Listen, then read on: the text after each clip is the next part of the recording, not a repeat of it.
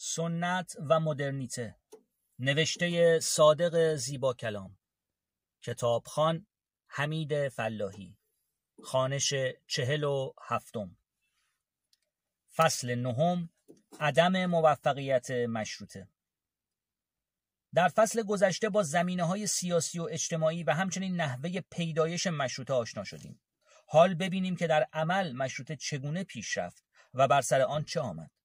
دستاوردهای اولیه مشروطه را میتوان در کلیات زیر خلاصه نمود: انتخاب مجلس، تدوین قانون اساسی، محدودیت قدرت و اختیارات شخص اول مملکت، تفکیک قوا، شکسته شدن قدرت حکومت به 3 حوزه مستقل از یکدیگر، محصور شدن حکام و فرمانروایان در چارچوب قانون و در نتیجه کاهش اقتدار مطلق آنان، مسئولیت پذیری و پاسخگویی حکومت در قبال عملکردش در برابر ملت که برای نخستین بار در طول تاریخ ایران تجربه میشد، طرح ایجاد قوه قضاییه مدرن مستقل از حکومت، پیدایش نخستین تشکل‌های صنفی سیاسی، فعالیت مطبوعات و در یک کلام فرود آمدن حکومت از آسمان به زمین.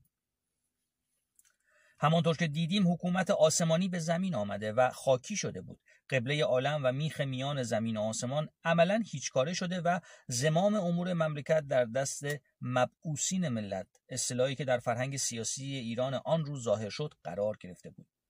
اما در عمل چه اتفاقی افتاد؟ پاسخ کوتاه آن است که بسیار از آنچه را که برشمردیم به منصه ظهور نرسید. برخی دیگر در حد حرف و شعار باقی ماند و از تعدادی دیگر نیز چیزی بیشتر از اشکالی بیروح با پوسته‌ای از مشروطه و محتوایی از گذشته به دست نیامد. چرا این چنین شد؟ آن همه انتظارات بزرگ به کجا رفت و چرا برآورده نشد؟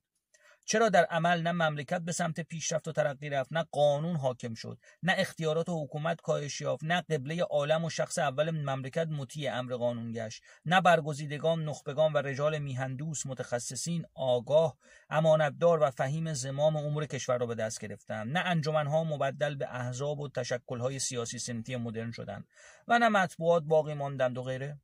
آیا مشروطه و آن امواج نوگرایی و ترقی خواهی تخیل، افسانه و دروغ بود؟ آیا مجلس تشکیل نشد؟ آیا قانون اساسی و متمم آن که اختیارات حکومت را به حد اقل میرسانید به تصویب نرسید؟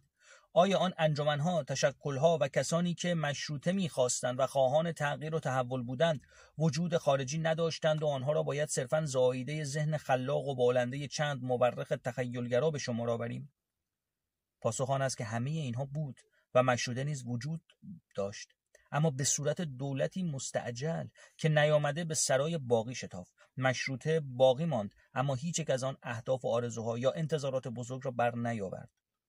از سال 1285 هجری شمسی که انقلاب مشروطه اتفاق افتاد تا سال 1357 که انقلاب جدید نظام جدیدی را در ایران حاکم نمود، نظام سیاسی کشور در ظاهر مشروطه بود. هم مجلس وجود داشت و هم قانون، اما نه محدودیتی بر قدرت حکومت مترتب بود، نه مبعوثین ملت در مجلس حضور داشتند و نه از حاکمیت قانون چندان خبر و اثری به چشم می‌خورد.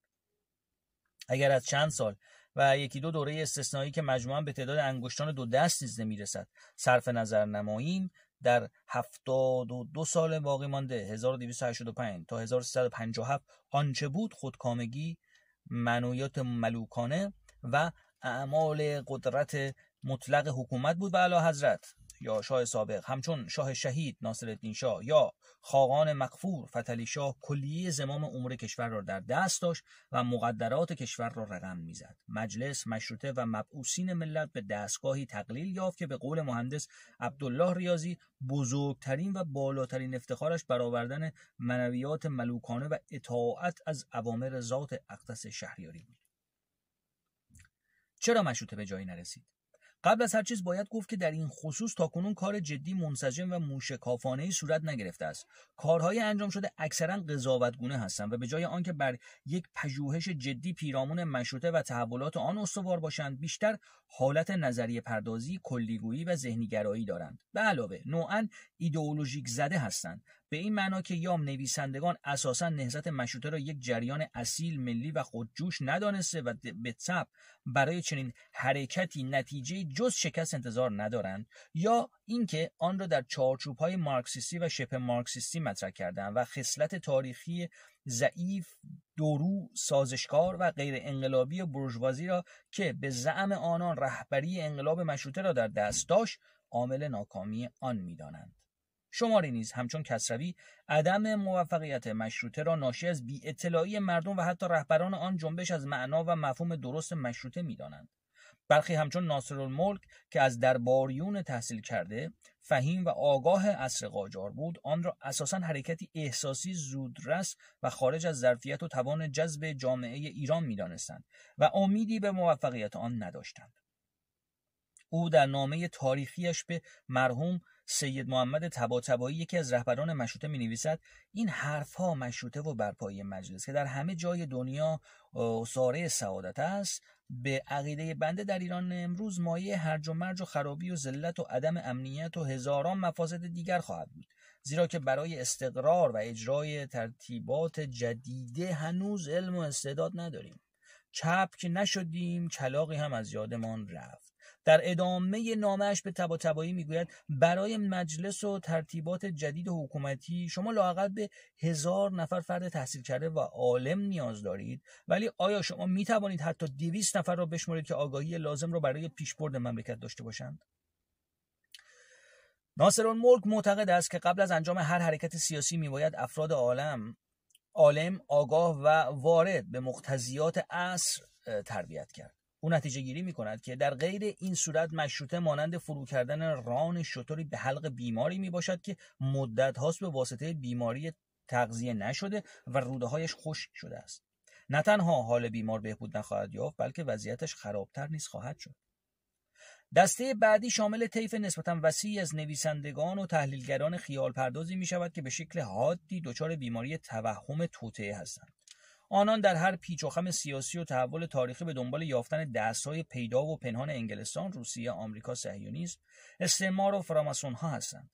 تاریخ و تحولات کشورها برای این دسته از نویسندگان ارتباط زیادی با مردم آن جوامع، درک و شعور آنان، کنش‌ها و واکنش‌های سیاسی و اجتماعی، منافع و تضادهای اقتصادی، گرایش‌های اعتقادی و باورهای دینی و فرهنگی، وابستگی‌های قومی، گروهی، فرقه‌ای و قبیله‌ای خود آنان پیدا نمی‌کنند.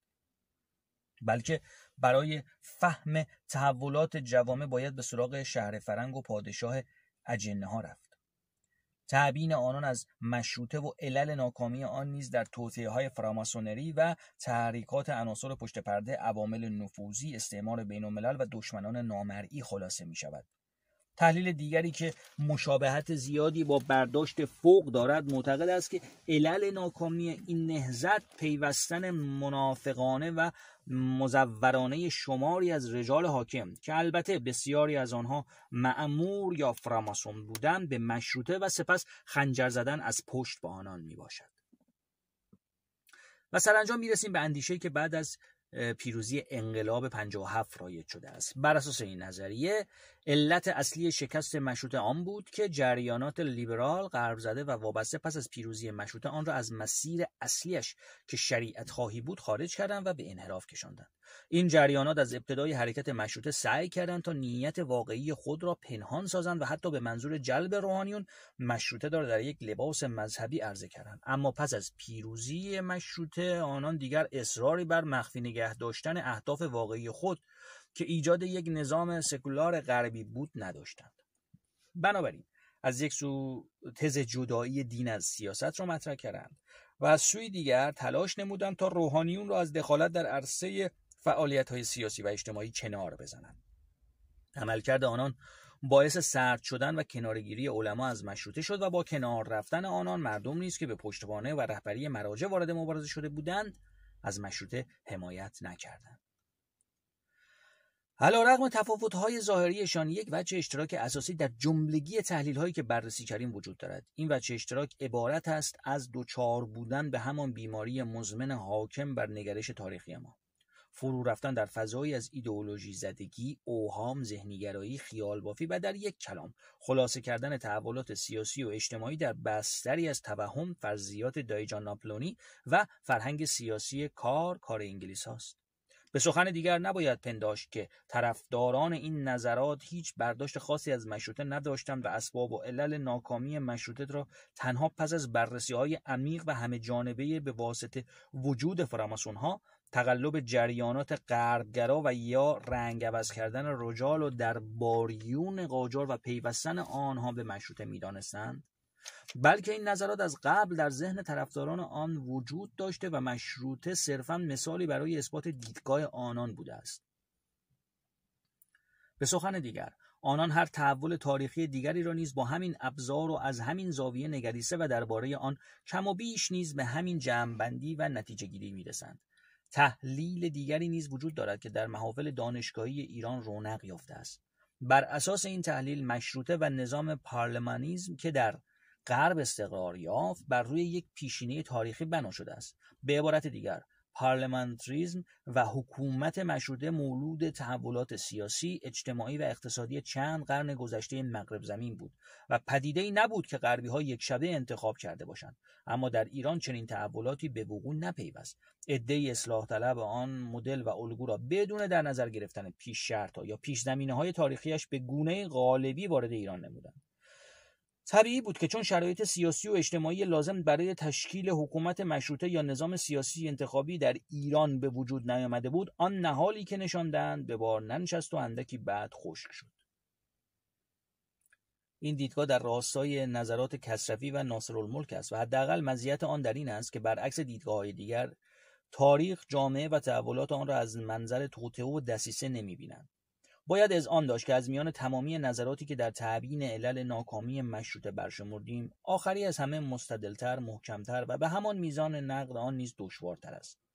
اجمالاً باید بگوییم که این دیدگاه از یک سو کامل است، ولی از سوی دیگر و علیرغم ظاهر منطقیش چندان هم بی عیب و نقص نیست. در اینکه حاکمیت قانون، نظام پارلمانتریسم و حکومت مشروطه یک شبه در غرب به وجود نیامد و حاصل یک پروسه تاریخی بود، هیچ شکی نیست. اما این عقیده که در ایران انگیزه مشروطه خواهی و حکومت انتخابی به یک باره به وجود آمد و مولود الگوبرداری صرف از غرب بود، درست نمی باشد. حداقل نتیجه‌ای که از 8 فصل گذشته این کتاب می توان استنتاج نمود آن است که مشروطه در حقیقت پاسخی بود به بنبست رسیدن جریانات اصلاح طلبی که از اوایل قرن 19 در ایران آغاز شده بود. بنابراین میتوان گفت که زمینه‌های پیدایش نهضت مشروطه از یک قدمت تاریخی 100 ساله برخوردار بود. همانطور که دیدیم، شرایط عینی جامعه ایران در حال تغییر و تحول بود. رشد شهرها و شهرنشینی، تغییرات دموگرافیک، گسترش تجارت، پیدایش نیازهای جدید اجتماعی، پیچیده در شدن دستگاه دولت، ضعف حاکمیت قاجارها در برآوردن انتظارات و نیازهای جدید، مشکلات فزاینده اقتصادی و ناتوانی روزافزون حکومت در مقابله با آنها، بروز نارضایتی و افزایش منظم فشار سیاسی از جانب حکومت و قمع مخالفین، همگی مبین این واقعیتند که مشروطه الگوبرداری صرف از غرب نبود. آنچه که آنان را به سمت اندیشه تغییر حکومت کشاند در حقیقت مجموعه ای از شرایط و تغییر و تحولات عینی جامعه ایران یا همان شرایط عینی بود که در فصل 4 از آنها یاد کردیم. ضمن آنکه شرایط عینی جامعه منظما رو به وخامت و بحران می‌رفت. شماری از ایرانیان با فرهنگ و تمدن غرب آشنا شدند و نوع دیگری از جامعه و بودن را مشاهده کردند. این مشاهدات زمینه‌ساز شرایط ذهنی تغییر و تحول یا مشروطه خواهی شد که برخی از باورها و تراوشات فکری آنان را در فصل قبل بررسی نمودیم. ختم کلام آن که مشروطه نه از هوا آمد و نه تقلیدی بوالهوسانه و ناشیانه از غرب بود، بلکه پیدایش آن را قبل از هر چیز باید معلول شرایط ایران دانست. آنچه در تمامی نظرات فوق قطعی گرفته شده است این است که مشروطه ناکام ماند. به نظر ما در این مورد جای بحث وجود دارد. آیا می توانیم به طور قطعی و مسلم بگوییم که انقلاب مشروطه شکست خورد یا به انحراف کشانده شد و به اهداف خود نرسید؟ خود این قطعیت چقدر درست است؟ حتی می توان سوال را به صورت دیگر مطرح کرد و پرسید آیا واقعا مشروطه به انحراف کشانده شد؟ آیا واقعا اهداف قبل و بعد از پیروزی آن با یکدیگر متفاوت بود؟